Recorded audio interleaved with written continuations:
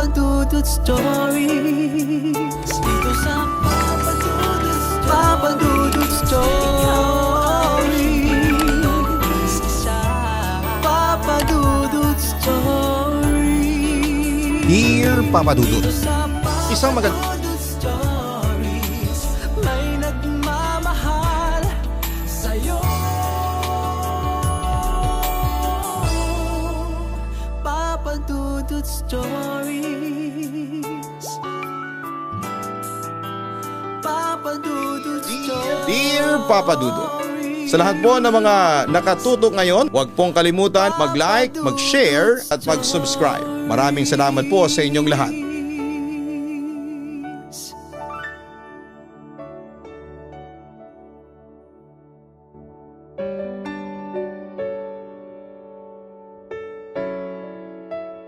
Dear Papa Dudut, bata pa lamang ako ay may kapansanan na ako. Hindi ako makalakad at makapagsalita ng maayos. Pero matino naman ang aking isip. Sa tatlong magkakapatid ay ako lamang ang may kapansanan kaya nga masyado akong nalulungkot noon. Kasi pakiramdam ko ay pabigat ako sa pamilya ko. Samantala ay hindi naging hadlang ang kapansanan ko para makapag-aral. Pumasok ako sa eskwelahan noon kasama ang aking ate na si Reyna at iba pang mga normal na estudyante. At madalas akong binubuhat noon ng aking ina sa kanyang likuran kapag hinahatid o sinusundo niya ako sa eskwelahan. Pero Papa Dudut, hindi ko pa rin maiwasang mag-guilty. Lalo na sa tuwing nakikita kong naghihirap ang pamilya ko sa pag-aalaga sa akin. Tulad na lamang isang araw. Sinundo ako ni nanay sa eskwelahan. At dahil nga sa sakit ko at wala namang kaming pambili ng wheelchair, kaya pinapasan niya ako pauwi sa aming bahay. Pasensya na po kayo inay kung nagiging pabigat na po ako sa inyo. Ang sabi ko sa aking ina pagka-uwi namin sa bahay, at awang-awa ako sa kanya kasi palagi na lamang siyang pagod at humihingal kapag umuuwi kami. Huwag kang mag-isip ng ganyan, Herman. Kahit kailan ay hindi ka naging pabigat sa amin. Wika ng aking ina sa akin. Nagpatuloy naman ako sa pagpapaliwanag. Kasi nahihirapan na po kayo inay sa kakakarga sa akin. Sa totoo lang naaawa na po ako sa inyo. Tumatanda na kayo. Hindi naman kayo makareklamo kasi anak niyo po ako. Inay, ayaw ko namang maging pasanin ninyo ako sa buhay. Anak, ni minsan ay hindi sumagi sa isipan ko ang magreklamo sa pag-aalaga ko sa iyo. Ginagawa ko ito hindi dahil sa napilitan lamang ako, kung hindi dahil mahal kita. Anak kita. Sino pa ba ang tutulong at magmamahal sa iyo kundi ang pamilya lang natin? Inay kung tumigil na lang po kaya ako sa pag-aaral para wala na po kayong papasanin pa. Mungkahi ko sa aking ina para hindi na niya ako papasanin sa pang-araw-araw. Ngunit agad na tumutol ang aking ina sa kagustuhan ko. Hindi Herman, kailangan mong mag-aral para matupad mo ang mga pangarap mo bilang doktor. Anak, gagawin ko ang lahat kahit na manakit pa ang likod ko sa kakapasan sa iyo. Basta makapagtapos ka lang, sabi niya sa akin. Di bali inay, may katapusan din itong paghihirap natin. Sana tuparin ng Diyos yung kahilingan ko na gumaling. Wika ko kay inay na puno ng pag-asa. Samantala hindi namin namalayan na nasa kusina pala si Itay at narinig niya ang sinabi ko. Agad niya yung kinontra. Huwag ka nang umasa pang gagaling ka sa sakit mo, Herman. Walang gamot sa cerebral palsy. Wika pa niya habang sinusubukan niyang tanggalin ang aking pag-asa. Huwag ka namang ganyan sa anak mo, Miguel. Lalo mong pinapahina ang loob niya. Saway naman ang aking ina sa kanya. Nagsasabi lang ako ng totoo. Habang buhay na pabigat lang ang taong yan sa pamilya natin. Balik ng aking ama. Aaminin kong nakaramdam ako ng kirot sa puso ko nang ipagdiinan niya ang salitang pabigat. Miguel, Ano ka ba? Kung tratuhin mo si Herman parang hindi mo anak. Hindi ko anak yan. Wala akong anak na abnormal. Tahasang sinabi ng aking ama. Salot ang lalaking yan dito sa pamilya natin.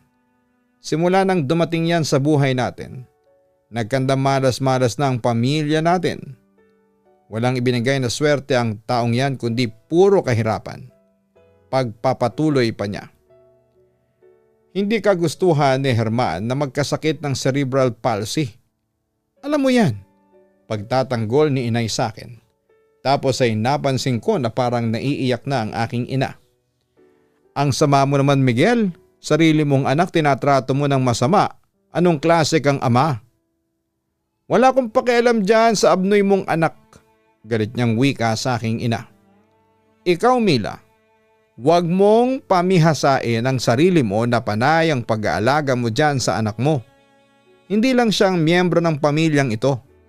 At saka gawin mo ang lahat ng obligasyon mo bilang may bahay ko. Nagkakaintindihan ba tayo? Hindi kumibo ang aking ina at nanatili lamang nakatitig sa aking ama, halatang frustrated. Pagkatapos noon ay nag-walk out ang aking ama at bumalik sa kanyang kwarto para manood ng TV. Bumaling naman sa akin ang aking ina at tinanong kung okay lang ba ako. Inay, bakit ganun po si Itay? Tanong ko sa kanya. Anak po ba talaga niya ako? Herman, anak ka niya. Sariling dugot laman ka niya. Sagot ng aking ina. Huwag kang mag-alala, darating din ang panahon na matatanggap ka rin ng tatay mo. Hindi na po ako umaasa, inay. Mahinang sabi ko habang naiiyak. Agad naman akong niyakap ng aking ina para pakalmahin. Tahan na anak. Tandaan mo na mahal ka namin. Huwag mong iisipin na malas ka. Swerte ka sa amin kasi binigay ka ng Diyos sa amin. Sabi pa niya sa akin para lumakas naman ang loob ko at hindi ko isipin na pabigat ako sa aking pamilya.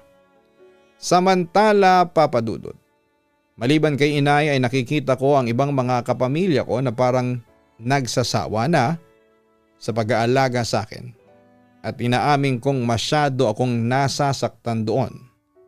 May mga pagkakataon na hindi ko namamalaya na umiiyak na pala ako sa isang tabi dahil sa sama ng loob. Pero naisip ko rin na wala akong karapatang magtanim ng sama ng loob dahil nakikita kong hirap na sila sa pag-aalaga sa akin. Imbis kasi na masaya ang pamilya namin ay nagiging malungkot at miserable kapag nakikita nila ang kalunos-lunos kong kalagayan. Kaya nga madalas kong hilingin noon sa Diyos na sana'y kunin na lang niya ako nang sa ganon ay mawala na yung pasanin nila. Baka sakaling kapag namatay ako, maranasan ulit nilang maging masaya sa buhay. Sa kabilang banda ay naging maayos naman ang aking pag-aaral at nakakuha ng mataas na grades. Doon ay nakaramdam ako ng kaunting saya kasi kahit na may kapansanan ako, ay napatunayan ko sa sarili ko na kaya kong magtagumpay. Ngunit papadudot, isang pangyayari ang naganap na siyang unti-unting nagpabago ng aming buhay. Umaga noon nagpasya na si inay na maglaba muna sa likod bahay habang ako ay naiwan sa sala habang nakikinig ng radyo. Maya-maya ay lumapit sa akin ang kapatid kong si Reyna. Umiiyak ito. Herman, si inay, tanong niya sa akin. Nasa likod bahay, naglalaba. Sagot ko. Teka, bakit ka umiiyak? Usisa ko sa kanya. Kailangan ko makausap si inay, may problema kasi ako. Malaking problema. Sagot niya sa akin. Samantala'y nagkataon namang muling pumasok sa loob si inay at narinig niyang sinabi ni Ate Reyna. O bakit anak, anong problema mo? Bakit ka umiiyak? Tanong niya sa aking kapatid. Inay, tingnan niyo po ito. Wika ng kapatid ko habang inaabot sa kanya ang isang bagay. Teka, ano ito? Pregnancy strip? Diyos ko po, nanlumo agad si inay nang makita niya yon. Inay, buntis po ako. Pagtatapat pa ni Ate Reyna. Sino nakabuntis sa'yo? Si Alvin po yung boyfriend ko. Naiiyak na wika ng aking kapatid. Samantala ay nakita ko naman ang frustration sa mga mata ni inay papadudot nang marinig niya yon. Bakit hindi mo sinabi sa amin na may boyfriend ka na, Reyna? Ano ba itong pinasok mong gulo? Kailangang malaman ito ng tatay mo. Agad namang tumutol si Ate Reyna. Inay, natatakot po ako. Tiyak nagugulpihin po ako ni Itay. Tulungan niyo po ako. Huwag na po nating sabihin sa kanya. Hindi pwede ang iniisip mo. May karapatan ng tatay mo na malaman ang tungkol sa iyo. At saka kahit na hindi mo sabihin ngayon ay malalaman at malalaman din niya ang katotohanan. Sa kabilang banda ay nakita kong palapit si Itay sa amin kaya agad akong sinenyasan ni Inay at Ate Reyna. Umila, bakit rinig na rinig ko naman ang boses mo sa labas? Ano yung pinag-uusapan ninyo ni Reyna? Tanong pa nito kay Inay. Miguel, meron kang dapat na malaman. Si Reyna. Pagkatapos ay huminga ng malalim si Inay at bumaling siya sa kapatid ko. Reyna, ikaw nang magsabi sa tatay mo. Nanginginig naman sa takot si ate. Itay, patawad po. Pwede ba diretsahin mo na ako? Naiiritang sabi pa ni Itay. Buntis po ako, pag-amin ng aking kapatid. Agad namang nag-init ang ulo ni Itay at pinagsasampal ang aking kapatid, Papa Dudut. Anong sabi mo? Buntis ka? Hayop kang babae ka? Miguel, ano ba? Huwag mo nang saktan ang anak mo. Awat pa ni Inay. Dapat lang sa babaeng yan ang gulpihin para magtanda. Hindi ako titigil hanggat hindi ko natuturuan ng leksyon ng babaeng ito. Galit na pahayag pa ng aking ama. Sa puntong yon ay nagdesisyon na rin akong umawat kay Itay. Pero isang malakas na batok ang natanggap ko mula sa kanya na siyang kinatumba ko. Halos umikot noon ang paningin ko sa sobrang pagkahilo. Napasigaw naman sina Inay at Ate Reyna sa ginawa sa akin ng aking ama. Sobra ka na sa pangmamaltrato mo sa mga anak mo. Galit na wika ng aking ina sa kanyang asawa. Yan kasi ang hirap sa iyo, Mila. Kinukonsinti mo ang mga anak mo kaya lumalaking suwail. Paninisi pa ni Itay sa kanya. Hindi ko sila kinukonsinti.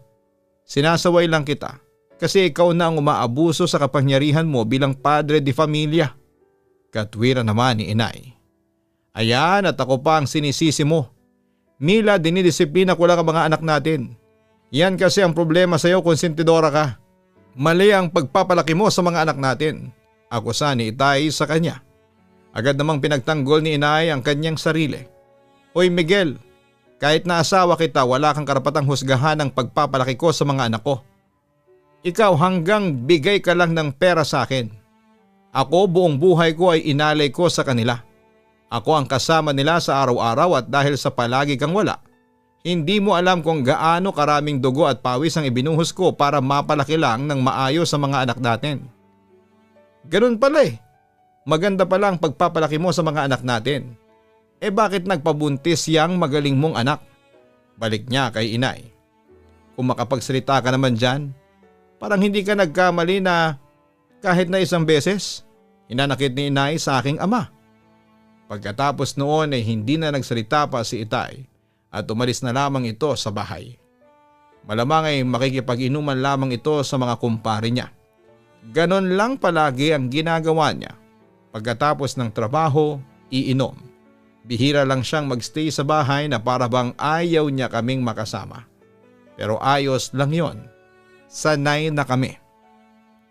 Papadudot simula noon ay naging madalas na ang hindi pagkakaunawaan sa pamilya namin. Palaging sinisisi ng tatay ko ang aking ina na kesyo mali daw ang pagpapalaki sa aming magkakapatid. Samantala'y kinasal si Ate Reyna sa lalaking nakabuntis sa kanya at doon ay sumama na ang ate ko sa kanyang asawa. At nagtayo na sila ng pamilya sa murang edad. Papadudot nagpatuloy ang pagdating ng pagsubok sa aming pamilya. Nariyan ang panghihina ng aking ina dahil na rin sa sobrang katandaan. Dahil doon ay sinabi ko sa inay ko na titigil na ako sa pag-aaral para hindi na siya mahirapan sa akin. Pero tulad ng inaasahan ay tumutol siya sa gusto ko. Inay, wag na lang po kaya akong pumasok sa eskwelahan. Sabi ko sa aking ina nang mapansin kong hirap at hinihingal na siya sa pagpasan sa akin. Herman, hindi pwede ang gusto mo. Kailangan mong makapagtapos. Insist sa akin ang aking ina. Pero inay, naaawa na po ako sa inyo. Sa totoo lang po ay hindi na kaya ng konsensya ko na makita kang naghihirap ng dahil lang sa akin. Katwiran ko habang naiiyak na sa sitwasyon ni inay. Pagkatapos noon ay nakakita kami ng pwedeng mauupuan sa lilim. Kaya nagdesisyon si inay na ibaba muna ako para makapagpahinga kami. Bakit ganon? Bakit sa dinami-raming tao ako pa ang nagkasakit ng ganito? Minsan inay, hindi ko maiwasang questionin ng Diyos kung bakit niya ako binigyan ng ganitong pagsubok. Inay, pinanganak lang ba ako sa mundong ito para maghirap habang buhay? Minsan ay gusto ko nang mamatay kasi wala naman akong silbi. Pabigat lang ako sa inyo. Naiiyak kong sabi sa kanya. Huwag ka nang umiyak anak. Alam mo nangihina ako sa tuwing nakikita kitang umiiyak at malungkot. Nasasaktan ako kasi anak kita. Huwag na huwag mong iisipin na pabigat ka sa amin. Kailanman hindi ka naging pabigat sa amin, Herman. Lahat tayo ay may silbi sa mundo. Mapanormal ka man o may kapansanan. Tandaan mo na hindi porket may sakit ka hindi ka na mahal ng Diyos. Nagkakamali ka. Mahal ka ng Diyos anak. Huwag mo siyang questionin kasi may dahilan ng Diyos kung bakit niya ibinigay sa iyo ang sakit na yan. At saka palagi mong tatandaan na kahit kailan hindi nagbigay ng pagsubok ang Diyos na hindi natin kaya. Paliwanag niya sa akin. Sa puntong iyon ay tumingin ako sa mga mata niya, Papa Dudut. Naiiyak pa rin at labis na nakukonsensya dahil bakas na bakas sa mga mata niya ang pagod. Nagpatuloy naman si inay sa pagpapaliwanag sa akin. At sakalisin mo sa isipan mo na malas ka. Swerte ka, Herman. Simula nang dumating ka sa buhay ko ay naging malapit ako sa Panginoon. Ikaw ang nagpasaya sa malungkot kong buhay noon. Ikaw ang naging dahilan para magpalakas ako at manalangin sa Diyos na sana'y habaan niya ang buhay ko. Marami akong naging realization sa buhay simula na maging anak kita. Kaya hulog ka ng langit sa akin, Herman. Inay, alam niyo po bang natatakot ako? Malungkot kung wika. Bakit naman? Concern niyang tanong sa akin. Nagpaliwanag ako kahit na hirap ako sa pagbigkas ng mga salita. Kailan po sa pamilya natin ang may malasakit sa akin? Ano na lang po ang gagawin ko kung wala kayo? Kasi inay, nagkakaedad na po kayo. Hanggang kailan niyo po ako papasanin? Ayaw ko naman po na hanggang sa pagtanda ninyo ay papasanin niyo pa rin po ako. Marunong ang Diyos, Herman. Hindi niya tayo pababayaan. Huwag kang mangamba doon. Sabi na lamang ni inay sa akin, Papa Dudut. Pagkatapos ay hinagod niya ang aking likuran para pakalmahin. Salamat po inay sa pagmamahal na ibinibigay ninyo sa akin. Pangako po, babawi rin po ako sa inyo. Di bali, sisikapin ko pong mag-aral at makapagtapos para matupad ko ang mga pangarap ko na maging doktor. Gusto ko po kasing maiahon ang pamilya natin sa kahirapan at saka syempre para tulungan yung mga taong may sakit na katulad ng sa akin. Pangako ko sa kanya. Pero Papa Dudut, hindi ko maiwasang tanungin ng Diyos kung bakit niya ako binigyan ng ganitong klase ng kapansanan. Madalas kong tanungin ang inay ko kung ano ba talaga ang silbi ng pagkatao ko sa pamilyang ito. Nang mga panahong yun ay parang gusto ko nang sumuko. Hindi ko na matiis pang nakikita ang mga kapamilya ko, lalo na ang inay ko na naghihirap ng dahil sa akin. Kaya Papa Dudut, isa lang ang hiling ko noon sa Diyos, na sana'y kunin na niya ako. Pero hindi niya dininig ang hiling ko at sa halip ay inalagaan pa rin ako ng inay ko at minahal ng buong buo. Papa Dudut, iniisip ko na lamang noon na may katapusan din ang lahat ng paghihirap kong ito. Papa Dudut, matapos ang ilang pagsubok na dumating sa buhay ko at sa buhay ng mga kapamilya ko, ay dumating din ang kaginhawahan at pag-asa sa aming lahat. Naging maayos ulit ang aming pamumuhay noon pero meron ding mga nagbago. Tulad na lamang ng pagtigil ko sa pag-aaral dahil hindi na ako kaya pang ihatid sundo ng inay ko at humihina na dahil sa katandaan niya. Pero kahit na hindi na ako nag-aaral ay sinikap kong hindi maging pabigat sa kanila. Tumulong din po ako sa mga gawaing bahay sa abot ng makakaya ko at nilakasan ko ang loob ko para magampanan ko ang mga tungkulin ko sa aking sarili at sa pamilya ko. Pero Papa Dudut, sa buhay talaga ay hindi maiiwasan ang mga pagsubok dahil isang araw. Inay, ayos lang po ba kayo? Concerned na tanong ko kay inay nang mapansin kong tila naninikip ang kanyang dibdib habang may ginagawa sa kusina. Ayos lang ako anak. Huwag ka nang mag-alala sa akin. Sagot niya sa akin, Papa Dudut. Inay, magpahinga na muna kayo. Kanina pa po kayo nagtatrabaho eh. Kahit sandali lang po, payo ko sa kanya. Herman, salamat sa pag-alala mo sa akin. Pero nakapagpahinga na ako. Wala kang dapat na ipag-alala. Paniniguro ni inay ng mga sandaling yon na para bang kinakapos na sa paghinga. Inay, kung wala lang sana akong sakit at nakakalakad ako, tutulungan ko kayo dyan.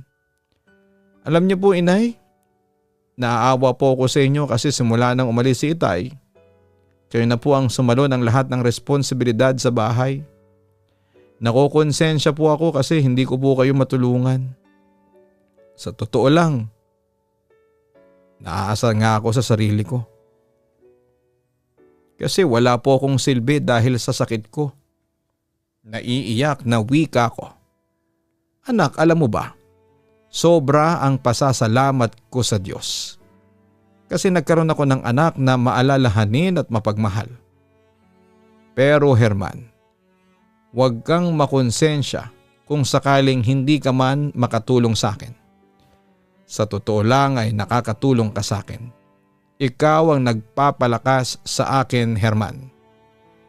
May papangako mo ba sa akin na hindi mo ako iiwanan? Sabi niya sa akin. Opo inay, hindi ko po kayo iiwanan. Sana kayo rin po. Mangako po kayo sa akin na hindi nyo rin po ako iiwanan ha. Pagpapatuloy ko. Nangangako din ako na hindi kita iiwanan. Palagi kitang babantayan saan man ako pumaroon. Pagkatapos noon ay nagpatuloy na sa kanyang gawain si inay ngunit wala pang ilang minuto simula nang kausapin niya ako ay bigla na lamang nanikip ang kanyang dibdib at biglang hinimatay. Nataranta naman ako at pagapang akong lumapit sa aking ina. Inay, Diyos ko po, anong gagawin ko inay? Kaya niyo po yan. Teka, tatawagan ko po si kuya. Sigaw ko na natataranta. Walang tao noon sa bahay maliban lamang sa amin ni inay. Kaya naman nahirapan pa akong humingi ng tulong. Papadudot tinis kong gumapang papunta sa telepono at nang makarating ako. Agad kong tinawagan ang kapatid kong si Edgar para hingan ng tulong. Agad namang sumaklolo siya at dinala namin si inay sa pinakamalapit na ospital. Kuya, natatakot na ako. Ayaw kong mawala si inay, mahal na mahal ko po siya. Ang sabi ko kay Kuya Edgar na nooy nag-aalala rin sa sitwasyon ng aming ina. Nasa ospital kami noon habang inaabangan ang paglabas ng doktor sa ICU. Herman, huwag na tayong umiyak. Lalong manghihina si inay kapag nalaman niyang umiiyak tayo. Pinalalakas ni kuya ang loob ko ng mga oras na yon. Hindi ko mapigil ang umiyak. Kasalanan ko kung bakit siya nagkasakit. Hindi ko kasi siya matulungan sa mga gawaing bahay dahil sa sakit ko. Kuya, hindi ko mapapatawad ang sarili ko sakaling may mangyaring masama kay inay. Paliwanag ko. Agad naman akong pinakalma ng aking kapatid. Huwag mong sisihin ang sarili mo, Herman. Hindi mo kasalanan ang lahat. Ang maganda sigurong gawin natin ay magdasal na lamang tayo sa Diyos para sa kaligtasan ni inay. Samantala nakita ko ang doktor na lumabas sa ICU. Kuya, ayan na yung doktor. Palapit na sa atin. Nang makalapit na ito sa amin, agad siyang tinanong ni Kuya, "Do, kumusta na po ang inay namin?" "I'm sorry pero ginawa na po namin ang lahat pero hindi na po nakayanan ng pasyente. Wala na po ang ina ninyo," pagtatapad pa ng doktor. Nanginginig ang buong katawan ko at napahagulhol ako nang marinig ko yon, Papa Dudut. Hindi rin napigilan ni Kuya Edgar na umiyak. Pasensya na po talaga. Alam ko kung gaano kasakit mawala ng minamahal sa buhay pero kailangan niyong tanggapin na wala na siya. Nakikiramay po ako sa inyo. Wika pa ng doktor sa aming magkakapatid. Papa Dudut, sobra akong nagdalamhati noon sa pagkawala ng aking ina. Nawala kasi ang pinakamamahal ko, ang taong nagmahal, nag-alaga at nagsakripisyo sa akin. Sinay lang ang naging sandigan ko sa pamilya. Kaya ako nagkaroon ng lakas ng loob para mabuhay ay dahil na rin sa kanya. Pero ngayong wala na siya ay parang nagunaw ang mundo ko. Nawalan ako ng pag-asa. Samantala dahil nga may kanya-kanyang pamilya ng mga kapatid ko ay pinilit ako ng ama ko na tumira sa lola ko na nanay mismo ng papa ko. Isang araw ay nagulat na lamang ako nang dalhin niya ako kay lola. At pagdating namin sa bahay ay agad na kinausap ni Itay si lola tungkol sa kustudiya ko. "Inay, kayo na po ang kumupkup kay Herman," ang sabi pa ni Itay. "Ano, Miguel? Abay, matanda na ako. Hindi ko maalagaan ng maayos ang apo ko," katwiran naman ni lola. "Sino mag-aalaga dyan? Hindi naman pwedeng sina Edgar at Reyna kasi may pamilya na yung mga yun." Paliwanag pa ni Itay sa kanya. "Bakit ikaw? Hindi ka mag-alaga sa anak mo?" Agad namang tumanggi si Itay sa akin. "Ayaw ko mag-alaga ng abnormal. Hindi ko aalagaan ng Herman na yan." Yun ang isa sa mga pinakamasakit na salitang natanggap ko mula sa kanya, Papa Dudut. "Ano ka ba, Miguel? Hindi kita pinalaking irresponsable. Ikaw dapat ang mag-alaga kay Herman kasi anak mo siya. At saka grabe ka namang makapagsalita tungkol kay Herman, parang hindi mo siya anak." Ang pagsasaway pa ni lola. "Inay, may trabaho ako. Hindi ko maalagaan si Herman. Bukod dun hindi pa natatapos ang sasabihin ni Itay nang diretsang magsalita agad si lola. "Ang problema kasi sa'yo, mas inuuna mo ang kabit mo kaysa sa anak mo." Nagulat naman ako sa aking narinig. "Oo, inay, mas inuuna ko si Lena at anak naming si Miguelito kasi sila ang mahal ko kaysa dyan sa abnormal kong anak." Pagmamalaki pa ni Itay, pero agad siyang sinampal ni lola. "Sumusobra ka na, Miguel. Kung itrato mo ang anak mo ay parang pasakit na siya sa'yo." Galit na wika niya kay Itay. "Oo, inay, pasakit talaga sa akin yung batang yan. Dahil sa kanya kaya minalas ang buhay ko. Dahil sa kanya kaya naghirap ang buhay namin. Walang binigay na swerte sa akin ang batang yan." May paninising sagot pa ni Itay. "Huwag mong isisi lahat kay Herman. Ang mga paghihirap mo. Kung maghirap ka man, kasalanan mo yun kasi babaero ka." Sumbat ni lola sa kanya. "Paano hindi ako mambababae pag uwi ko sa bahay yung abnormal na yan ang bubungad sa akin. Kapag nakikita ko yung si Herman, bumibigat ang problema ko." Sa totoo lang, Papa Dudut, ay hindi ko na kaya pang pakinggan ang mga sinasabi ni Itay laban sa akin. Sa sobrang sakit ay hindi ko na namalayan na umiiyak na pala ako. "Ang sabihin mo, takot kang harapin ang problema mo kasi duwag ka," sigaw ni lola kay Itay. Sa puntong yon ay hindi ko na natiis pang manahimik. Kahit nahirap ako sa pagsasalita ay binuhos kong lahat ng saloobin ko sa aking ama. "Itay, alam ko kung gaano kasakit sa inyo ang magkaroon ng anak na may kapansanan. Alam ko kahit na anong gawin ko ay hindi ninyo ako matatanggap bilang anak ninyo kasi wala akong silbi at pasanin nyo lamang ako. Pero Itay, hindi ko kagustuhang magkasakit ng ganito. Hindi ko hiniling sa Diyos na magkaroon ako ng cerebral palsy at mas lalong hindi ko kagustuhang maging pasakit sa buhay ninyong lahat. Masakit man sa akin na heto ang ibinigay sa akin ng Diyos pero wala akong magawa. Itay, sa totoo lang, araw-araw ako nasasaktan sa tuwing makikita ko kayong nahihirapan ng dahil sa akin. Walang araw at gabing hindi ako umiiyak kasi nakukonsensya ako. kasi wala akong magawa para makatulong sa inyo. Palagi ko ngang dinadasal sa Diyos na sana'y mamatay na lamang ako nang sa ganon ay wala na kayong poproblemahin. Itay hindi lang kayo ang napapagod maski ako ay pagod na rin. Paglalahad ko. Herman, wala kang kasalanan sa mga nangyayari sa pamilya ninyo. Huwag ka nang umiyak, wika ni Lola sa akin. Pagkatapos noon ay muli siyang bumaling kay Itay. Tingnan mo ang ginawa mo sa anak mo, Miguel. Napakasama mo talaga. Kung tutuusin ay si Herman ang malas. Hindi ikaw. Malas siya kasi nagkaroon siya ng tatay na katulad mo. Sige, unahin mo na ang kabit mo. At ako na ang kukup-kup kay Herman. Sa tingin ko'y mas makakabuti pa sa kalagayan niya kung sa akin siya mapupunta. Yun ang huling desisyon ni Lola. Samantala mula sa aking lola ay doon ko nalaman ang lihim na matagal na palang tinatago ng tatay ko. May kabit ang tatay ko, Papa Dudut, at hindi lang yon. May anak pa siya sa kabit niya. Masakit sa amin yon kasi pinagtaksilan pala ng tatay ko ang butihin naming ina kaya pala madalas siyang wala sa amin dahil naroon siya sa kanyang pangalawang pamilya. Samantala hindi alam ng half-brother ko noon na ang tatay ko ay ang kanyang tunay na ama kasi bata pa ito at sinusustentuhan lamang ito ng tatay ko. At nang mamatay ang nanay ko ay ibinaling na lamang sa half-brother ko ang buong atensyon ng ama ko sa halip na ako ang pagtuunan niya ng pansin. Papa Dudut, tinanggap ko na yon noon kasi alam ko naman na kahit kailan ay hindi ako matatanggap ng tatay ko. Pero lumipas ang ilang buwan ay biglang nagbago ang ihip ng hangin. Isang araw kasi ay nagulat na lamang ako nang regaluhan ako ni na Kuya Edgar at Ate Reyna ng wheelchair sa aking kaarawan. Ano Herman, nagustuhan mo ba ang wheelchair na bigay namin sa iyo ni Edgar? Tanong sa akin ni Ate Reyna. Opo Ate Reyna, salamat po talaga ng marami. Masayang sagot ko. Pagkatapos ay binuhat na ako ni Kuya para isakay sa aking bagong wheelchair.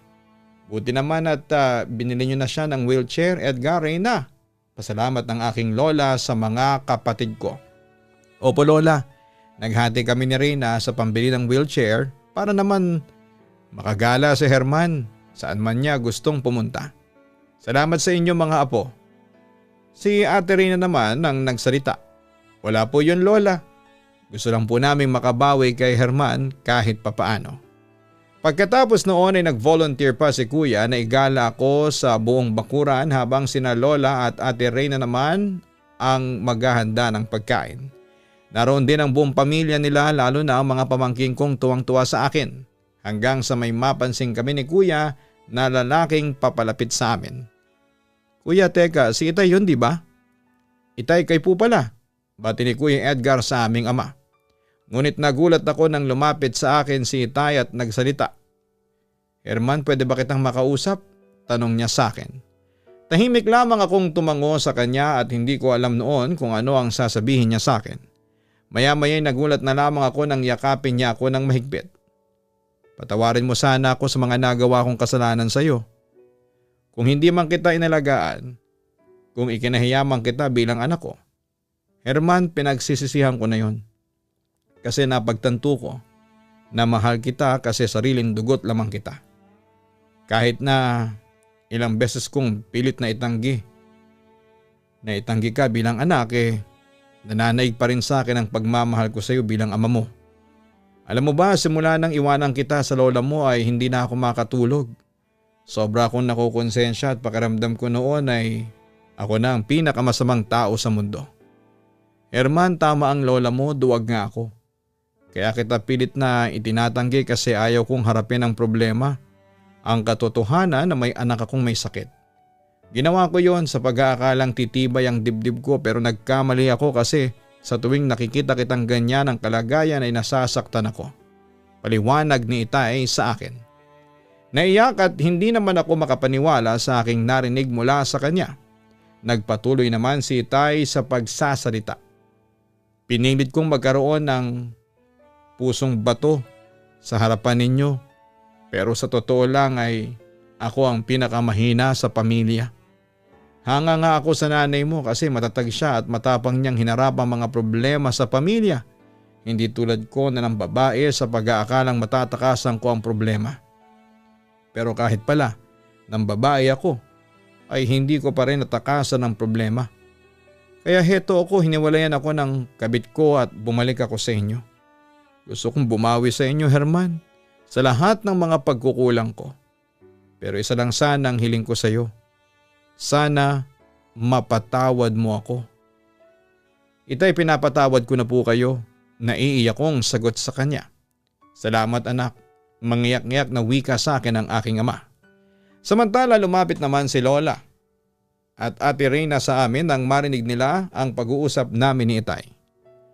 Miguel, naiiyak na wika ni Lola. Para bang natutuwa siya na makita kami ni Itay na close sa isa't isa. Patawarin niyo rin po sana ako kung naging irresponsable akong ama kay Herman. Pinagsisisihan ko na pong lahat ng mga nagawa ko. Ngayon ay gusto ko sana makabawi sa anak ko at ipakita at iparamdam ang pagmamahal na ipinagkait ko sa kanya noon. Paliwanag pa ni Itay. Mabuti naman at napagtanto mo rin ang mga pagkakamali mo. Masaya ako at nagsisisi ka na sa mga kasalanan mo. Ang sabi ni Lola na napangiti ng mga sandaling yon. Inay, pangako, magiging mabuti akong ama kay Herman. Pangako ni Itay sa amin. Papa Dudut, masayang masaya ako nang sa wakas ay bumalik na sa dati ang katiwasayan ng aming pamilya. Natanggap din ako ng aking ama at minahal na rin niya ako bilang isang anak. Natupad din ang matagal ko nang pinapangarap at pinapanalangin sa Diyos. Ang tanggapin ako sa mundo bilang ako. Samantala, nagkasama kami ng half-brother ko ng halos 1 taon dahil dito nila napiling mag-aral ng elementary. Sa ngayon ay kasama na niya ulit ang mami niya. Nandito na rin ako sa bahay ng lola ko at ang tatay ko naman ay naghahanap ngayon ng mas magandang trabaho. Ayos naman ang kalagayan ko, Papa Dudut, kinakaya ko pa naman kahit na wala na ang pinakamamahal kong inay. Inay ko, nasaan ka man, I love you. Nagpapasalamat po ako sa pagmamahal at pag-aarugang ibinigay ninyo sa akin. Miss na miss ko na po kayo. Balang araw, magkakasama din po tayo at sana po ay kapag dumating na ang panahon ko ay kayo po mismo ang magsusundo sa akin dyan sa itaas. Hindi ko po kayo makakalimutan. Parang teleserye lang, Papa Dudut, ang buhay ko, no? Maraming twist at mga pasabog. Pero sa mga dumating na mga pagsubok sa buhay ko ay natutunan ko ang kahalagahan ng aking buhay. Ang dahilan kung bakit ako nabubuhay sa mundo. Yun lamang, Papa Dudut, maraming salamat sa kaunting oras ng pagbasa ng liham ko. Sana po'y ma-upload mo ito sa iyong YouTube channel. More power and God bless po sa inyong lahat. Nakatutok din po ako sa inyong Spotify. Lubos na nagpapasalamat, Herman. Maraming salamat kay Herman sa pagbabahagi mo ng iyong kwento. Nakakalungkot. Noong una kasi ang tingin sa iyo ng mga kapamilya mo ay isang pabigat, which is hindi tama. Ang mga PWDs tulad ni Herman ay kailangan ng pangunawa at pagmamahal at pagmamalasakit mula sa ating mga normal na tao. Mula sa ating mga may abilidad na makapaglakad, dapat tayo po ang umaalalay sa kanila. Huwag natin silang tignan bilang pabigat, bagkus ay bigyan natin sila ng pag-asa at tulungan natin silang ma-realize na sa kabila ng kanilang kapansanan ay masaya pa ring mabuhay. Oo, mahirap ang pag-aalaga at kinakailangan ito ng matinding atensyon para sa mga PWDs, pero naniniwala akong hindi sila mahirap mahalin. Tandaan natin, may kapansanan man o hindi ang ating kapamilya, ay may tuturing na blessings sa atin ng Diyos. At bilang kapamilya, tayo ang inaasahan nila na unang makakaunawa sa kanilang sitwasyon. Huwag natin po itong ipagkait sa kanila. Sana'y magsilbing aral sa atin ang ibinahaging kwento ni Herman sa atin.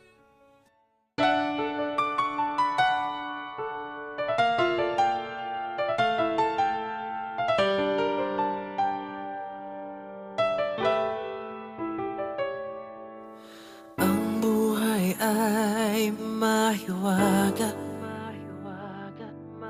laging may lungkot at saya. Sa Papa Dudut Stories, laging may karamay ka.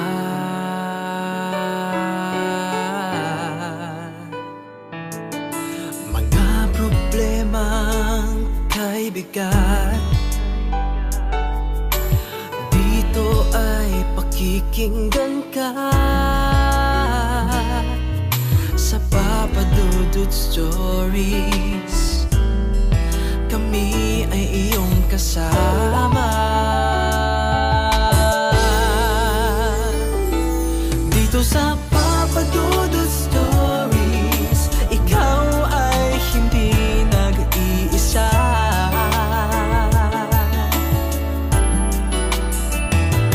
Dito sa Papa Dudut Stories, may nagmamahal sa'yo. Papa Dudut Stories, Papa Dudut Stories, Papa Dudut Stories.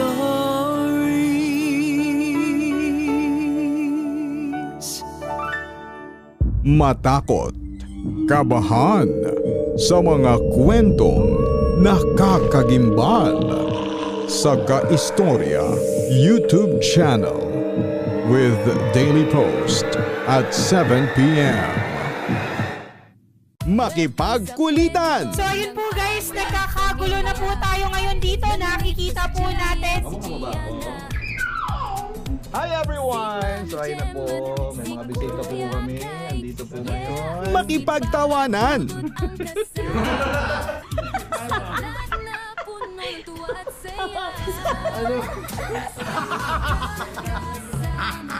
At minsan, makipag-iyakan. Lagyan na ng gamot. Kanina umiyak si Jen, sabi niya, Ama, tanggapin mo ang kapalaran ng iyong ama. Sa Papa Dudut Family YouTube channel. Subscribe na!